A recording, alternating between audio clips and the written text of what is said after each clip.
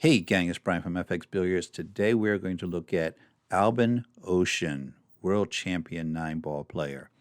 I'm going to pick apart a couple aspects of his game so that we can see little things that you guys might be able to use to improve your game.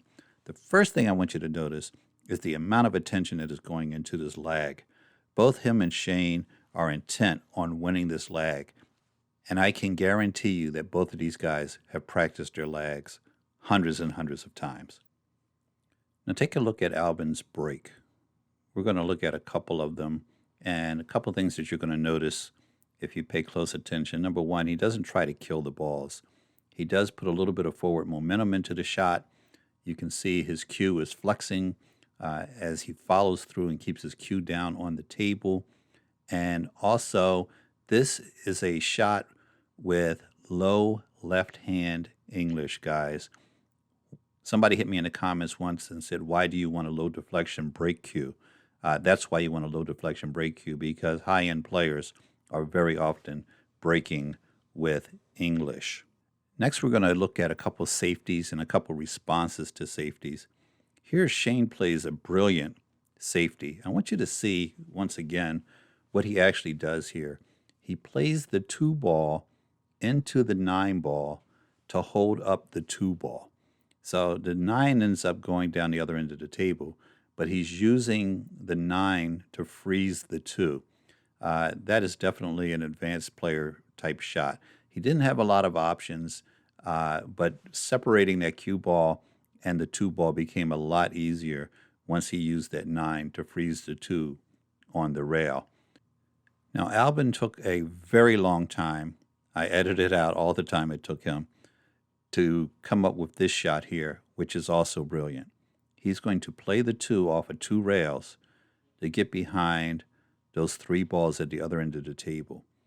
Most of you will find that just playing a safety where you send the cue ball to one end and the object ball to the other is going to be enough to win a match against most of the people that you're playing. But as you get better and better, you're going to be looking to play these shots where you're just not just separating the balls, but getting behind other balls. So there's another example where he sends the 3-ball back down to the other end of the table and gets 2 other balls between him and the cue ball. This is a very interesting situation here. Shane plays a very nice safety at Albin.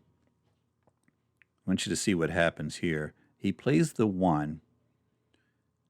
Now, so many amateurs are trying to make this ball. Shane is playing a safety here, and you guys really should pay attention to the shots that they do not take. If you're not going to run out, it just doesn't make sense to make 1 or 2 balls and then turn over the table to your opponent. So Shane makes a remarkable safety, puts the cue ball behind the 9-ball, sends the 1-ball up table, and once again, Albin took a very long time to figure out what he was going to do here. And this is a very good idea. Here's a lesson for you guys. You don't have a safety. You're going to give up ball in hand. Create a cluster. Now, at the end of this video, we're going to show what happened after you created the cluster. But still, it was a pretty good idea. Now, the next thing we're going to look at has nothing to do with Albin other than the fact that it frees him up to win a game. But I want you to watch Shane's stroke on this shot and see what goes wrong. Look at Shane's right elbow on this shot. It starts out behind his head. It's moving around left to right. And then right here, as he executes the shot, he moves his elbow a good 6 inches to the right. Obviously, this is not his standard stroke, but I want you guys to understand that even the best in the world have breakdowns in their fundamentals. Also, take a look at this 6-ball shot. He is not trying to make that combination that 75% of amateurs are going to try to make. He knows that the balls are spread out.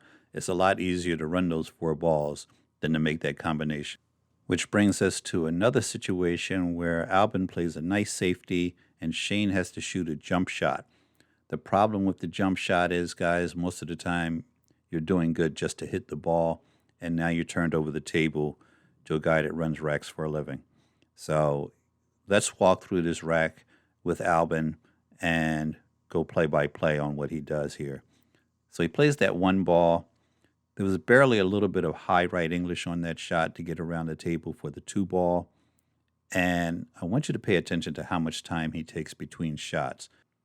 Now, you don't have to play as slow and methodical as Albin, but some of you are really rushing through racks, and this is the reason you're not finding the best pattern sometimes. So on this 2-ball, he's going to hit it with a little bit of low right to spin off the rail. That shot looks very simple, guys, and it is not a very difficult shot. If you don't have a shot like that in your game, you really need it. There's certain places on the table you can't get with just pattern play. So you're going to need a number of shots that involve English, and you'll notice that most professionals are using some kind of spin on the cue ball, left or right. I'm not just talking about draw and follow, but left and right on just about every shot. So the shot on the 3-ball was low left to come back down, get near the middle of the table. Now, he had a very small target. He wasn't just trying to get in the middle of the table. He was getting on that 4-ball in a specific area. And this is key. I want you to look at the time he spends thinking about getting on this 5, even though the 5 is setting in the pocket.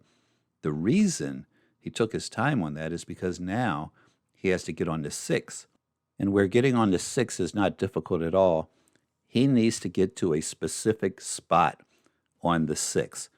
If he has an angle where the 6-ball ends up to the right-hand side of the cue ball, he's going to be out of line on the 7. If the 6 is on the left-hand side of the cue ball, then he's going to end up off the rail.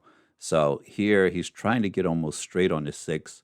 He shot that without any English, or I should say with limited amount of right-hand spin, but he would have loved to have been straighter on this 6-ball to roll down for the 7. You saw, if you paid attention, he pointed at the spot on the table where he wanted to be. So he's about maybe 4 or 5 inches to the right of where he would like to be. So now, instead of shooting a follow shot, he's going to shoot a draw shot here.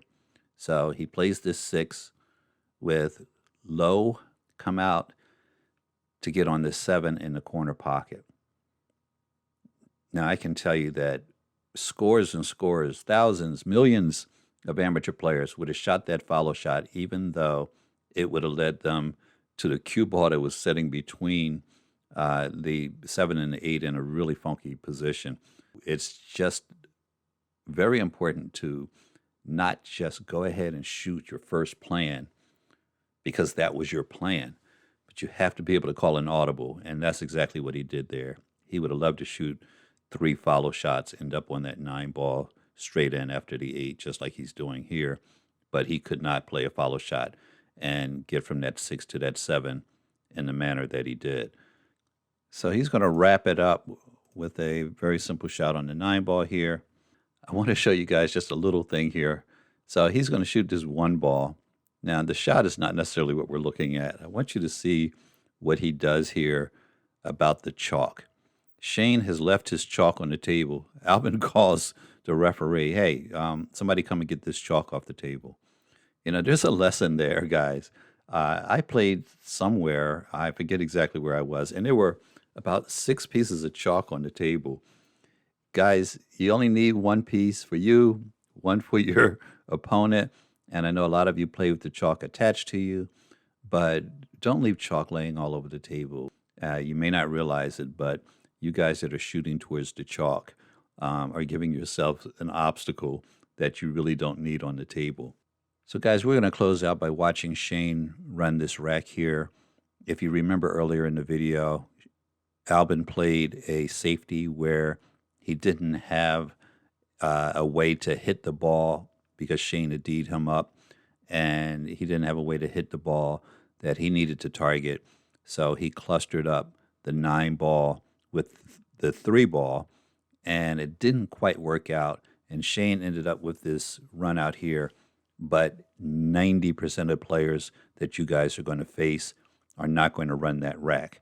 I did a video where I showed you how I ran through this rack. I actually added a ball to make it a little bit more difficult. I'll put a link to that video here. But keep in mind, that does not make it a bad safety. Albin did the best he could with the situation he had, and he just happened to be playing another one of the best players on the planet. Sometimes you can do things wrong and they work out for you. Sometimes you can do things very right and they don't work out for you. You just need to keep your head in the game and do the best you can with what you're left at the table. So don't forget to subscribe, guys.